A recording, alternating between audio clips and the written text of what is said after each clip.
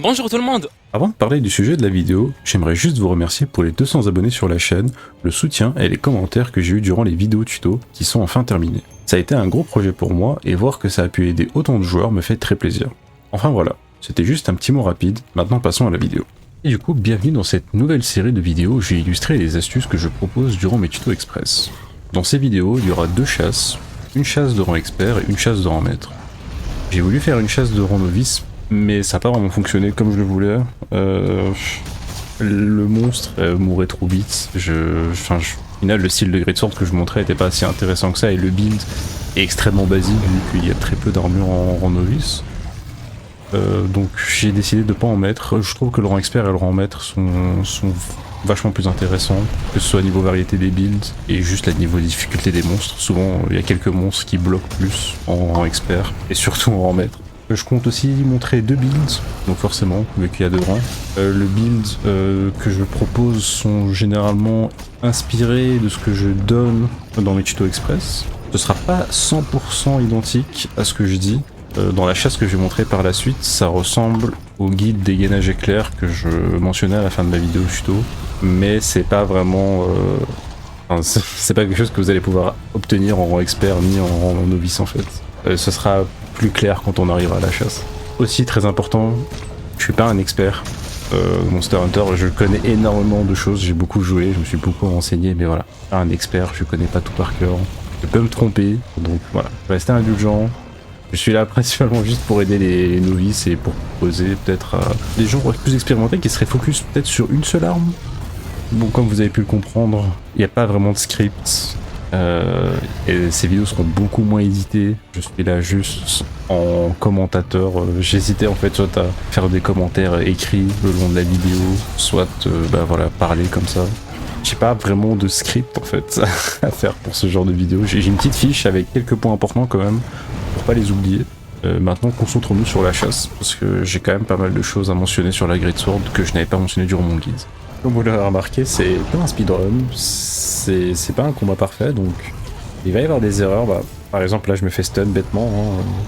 Merci mon palico de me sauver.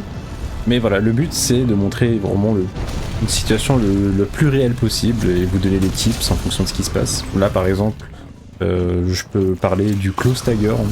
C'est ce qui vient de se passer, le monstre a titubé après que je lui ai mis un coup. Ce qui nous donne en fait une opportunité de nous accrocher à lui avec notre grappin.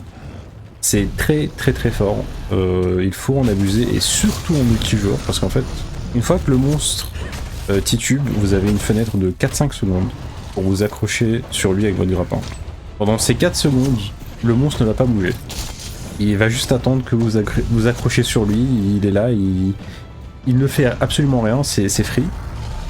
Et une fois que vous allez vous accrocher à lui, et bien en fait ce timer va se reset, vous allez gagner encore 4 secondes ou 4, je sais plus exactement si c'est 4 ou 5 secondes mais voilà, vous allez encore gagner 4 secondes, disons que c'est 4. Pour un total de 8 secondes où le monstre ne va absolument rien faire. En solo, ça peut paraître anecdotique parce que forcément vous allez vous accrocher vous-même, mais en multijoueur c'est super fort. Parce que ça veut dire que 3 autres personnes, même juste si vous jouez avec une autre personne, même une autre personne ça suffit, hein, c'est très très fort.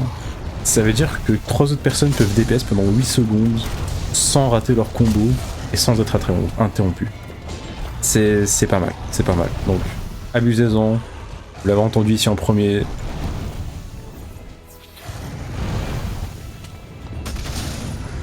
Là, j'ai raté mon tacle d'épaule. Dommage, mais bref. Et si vous étiez pas au courant de pourquoi le monstre, parfois, juste était AFK pendant je sais pas moi, 4 secondes, voilà. C'est à cause de ça. Voilà, ça revient. En fait, je pense que c'est juste une barre de stagger. Donc en gros, si vous avez déjà joué à Dark Souls ou quoi, enfin à Elden Ring ou à Sekiro, en fait, les ennemis ont une barre de vie entre guillemets invisible où quand vous allez la vider, vous pourrez leur mettre un contre. C'est à peu près la même chose, mais juste pour le grappin. J'ai fait du montage un peu pour... je regarde la vidéo avec vous, hein. J'ai déjà fait le montage de la vidéo, j'ai pris les moments les plus intéressants. Je regarde juste la vidéo avec vous et quand je vois un truc intéressant à mentionner, comme là par exemple, j'ai fait un plongeon pour éviter l'attaque.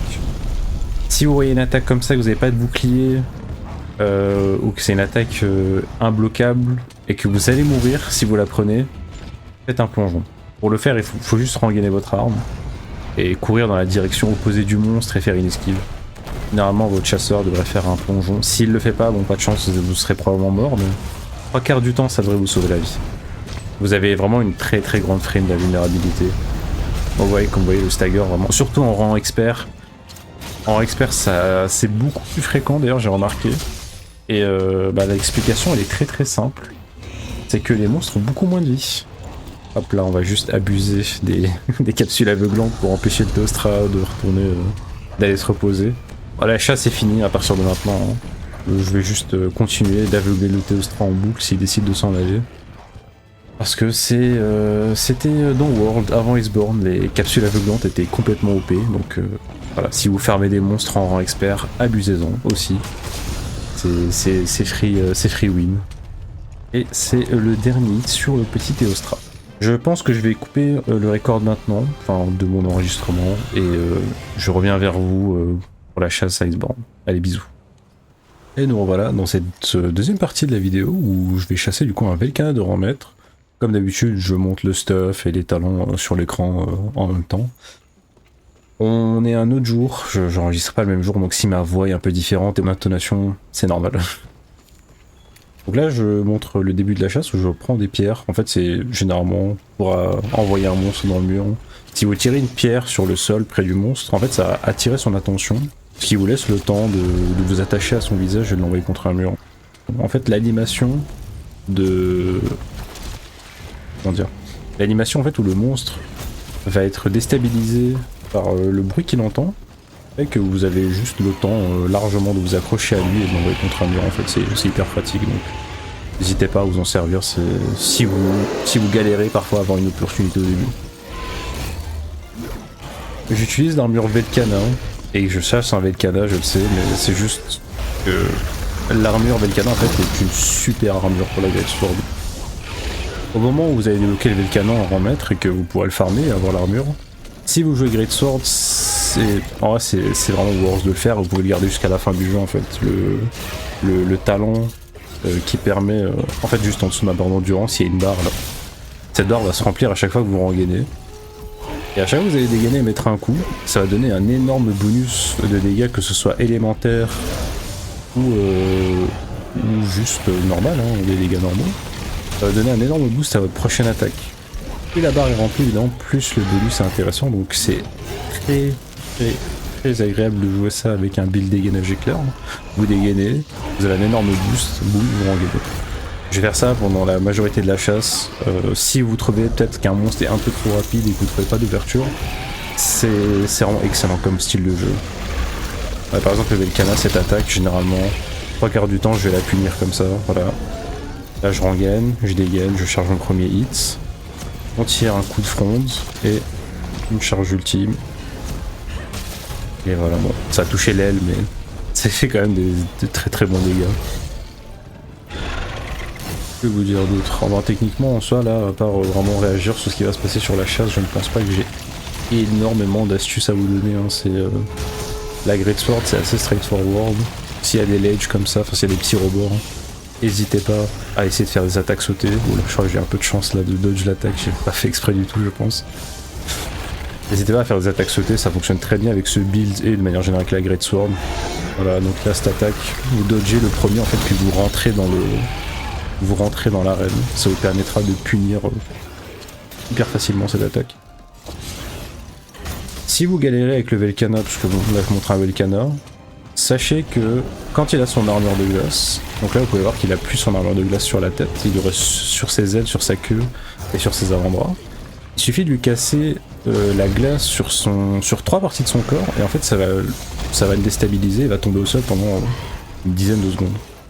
Donc si voilà, vous avez du mal à trouver des opportunités, juste tapez sa tête pour casser la glace, tapez ses bras et si vous avez une arme à distance ou si vous jouez en groupe, bah, casser la glace sur ses ailes fera en sorte de flinch. Là encore j'ai littéralement porté mes couilles et j'ai réussi à mettre un full combo sur le Velkhana. Bon, je suis un peu de chat mais bon, voilà. Mon palico joue une arme de sommeil. Pour moi, le sommeil, c'est l'une des meilleures choses que vous pouvez mettre sur votre palico. Attendez, je vais voir si je réussis ça. Je sais plus. Ça fait longtemps que j'ai pas regardé cette vidéo. Ouh, 1500. Eh. Bon, l'arme est pas si forte que ça. Hein. C'est la greatsword du... C'est la greatsword du Banboro. Donc c'est en fait une upgrade directe depuis en fait le Grand Jagras que je vous ai recommandé dans le guide. Donc n'hésitez pas, vraiment, l'arme est vraiment pas mal. Jusqu'à ce que vous ayez des meilleures options. Soit vous pouvez utiliser la greatsword Velkhana qui est pas mal, en vrai qui est pas mal du tout. C'est juste un peu cher à faire mais si vous êtes pas une greatsword n'hésitez pas. Ou vous attendez le main boss de Iceborne. Et là vous devrez avoir une meilleure greatsword qui fait tout autant de dégâts. J'allais dire un truc tout à l'heure et je me suis interrompu. Ah oui, je parlais des armes de Palico. En Palico, j'utilise une arme de sommeil. Alors, généralement, dans World, vous allez en fait avoir cette période où vous allez tuer le potreil Puke Puke. À ce moment-là, lui mettre une arme de poison, c'est la meilleure solution. Parce que ça fera des dégâts gratos en plus. L'avantage dans ce jeu, c'est que voilà, les Palico peuvent affliger des effets de statut. Vous mettez le poison et moi, dès que je vois le Radoban, je change directement sur l'arme de sommeil. Il y a deux teams, il y a les gens qui mettent l'arme de sommeil et d'autres qui mettent les armes de paralysie. Le seul problème avec la paralysie pour moi c'est que si vous êtes stun ou si vous êtes loin du monstre et que votre palico décide de paralyser le monstre, vous perdez des secondes de paralysie, vous perdez l'opportunité. Le sommeil, si vous êtes loin ou quoi, vous n'êtes pas direct sur le monstre va s'endormir. Donc vous allez être tranquille, vous allez pouvoir aiguiser votre arme, vous allez pouvoir craft certaines choses, vous allez pouvoir vous heal, vous allez pouvoir vous buff, enfin voilà. Pendant que le monstre dort, il y a vraiment beaucoup d'opportunités, et surtout quand le monstre dort, la première attaque qui va le toucher va faire 2 fois plus de dégâts en fait. Là les 1500 j'ai fait, c'est parce qu'il y a un multiplicateur de x2 sur mon attaque. Normalement c'est pas censé faire autant de dégâts. Et aussi pendant que le monstre s'endort, vous pouvez le taper. Genre l'animation où voilà, on voit qu'il est en train de s'endormir, vous pouvez le taper. Par contre, il faut vraiment s'arrêter au moment où voilà, il est allongé et que les bulles de sommeil vont sortir de son nez. Là, il faut s'arrêter parce que sinon vous allez le réveiller. Donc voilà, donc pour moi, juste le sommeil de manière générale, c'est plus versatile, c'est plus pratique et beaucoup. De toute façon, de manière générale, beaucoup plus de monstres en fait sont sensibles au sommeil. Certains monstres sont résistants à la paralysie et ce sera pas très utile. Je pense principalement au dernier boss de Iceborne, vraiment l'ultime, le Fatalis. Je crois que le Fatalis est insensible à la paralysie. Pareil pour l'Alatréon. Mais au sommeil, c'est toujours le cas. Et pour l'Alatréon, généralement, si vous commencez, utiliser une arme de glace ou de feu sur votre palico sera la meilleure solution. Mais je transgresse, je parle de sujets qui vont beaucoup trop loin. Donc là, j'ai fait je suis monté sur le monstre. Souvent, peu importe l'arme, j'essaie souvent de monter sur le monstre au moins une fois, ça permet... c'est du DPS gratuit, hein. Vous avez le DPS de quand vous êtes sur sa tête et que vous le faites tomber, et puis une fois qu'il est au sol, vous avez un combo gratuit. Bon, le Velkhana est bientôt mort, on peut le voir au fait qu'il boite, et aussi l'icône de crâne de mort sur la minimap, à côté de son icône. Là vous avez vu que j'ai flash le monstre et qu'il s'est relevé instantanément, c'est Iceborne, tous les monstres sont comme ça, c'est beaucoup plus difficile d'abuser des flashs, donc essayez de les timer comme vous pouvez. La chasse touche à sa fin, j'ai plus grand chose à dire, le monstre va aller dans son refuge, je vais le réveiller avec une grosse attaque comme tout à l'heure, et sûrement mettre un dernier combo sur lui. J'espère que ce format va vous aider, parce que vraiment... en fait, je me suis montré que j'étais capable de suivre un script. Là, j'essaie quelque chose de différent. C'est plus facile pour moi aussi. C'est beaucoup moins de montage, c'est beaucoup moins de travail. Mais voilà, les idées sont là, les astuces sont là. J'essaie quand même de proposer un espèce de guide. Ce sera vraiment plus ciblé pour les débutants malheureusement, sauf si vous connaissez vraiment peu de choses en tant que joueur vétéran, vous avez vraiment rien à prendre de ces vidéos. Enfin bref. Je vous laisse, je vous retrouve pour la prochaine vidéo qui sera sur la Longsword, et sur ce, prenez soin de vous, et à la prochaine.